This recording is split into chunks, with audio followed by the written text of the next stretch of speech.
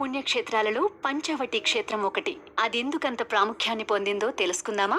దాని గురించి తెలుసుకోవాలంటే ముందుగా సీతారామచంద్రుల వారి కథ తెలుసుకోవాలి. దశరథ మహారాజు ఆదేశించడంతో ఆయన తనయుడు శ్రీరామచంద్రుడు భార్య సీతాదేవిని సోదరుడు లక్ష్మణుడిని తీసుకుని వనవాసం కోసమని గోదావరి తీరాన్ని చేరుకున్నాడట.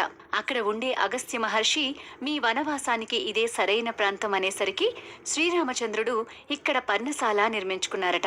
5 వటవృక్షాలతో ఇది ఉండడం వల్ల దీనికి పంచవటి అని పేరు వచ్చింది అని అంటారు.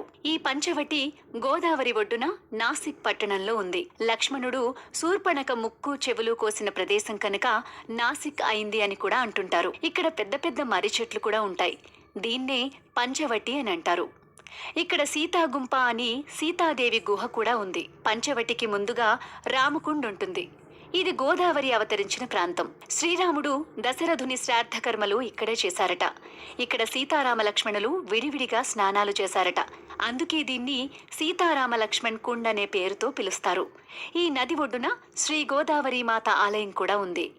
ఇది కుంభమేళా జరిగే సమయంలో మాత్రమే తెరుస్తారు. ఇక్కడ రామ్కుండ్ ఎదురుగా చిన్న గుట్టపైన కపాలీశ్వర ఆలయం ఉంది. శివుడు బ్రహ్మ హత్యా పాతకాన్ని పోగొట్టుకోవడానికి ఈ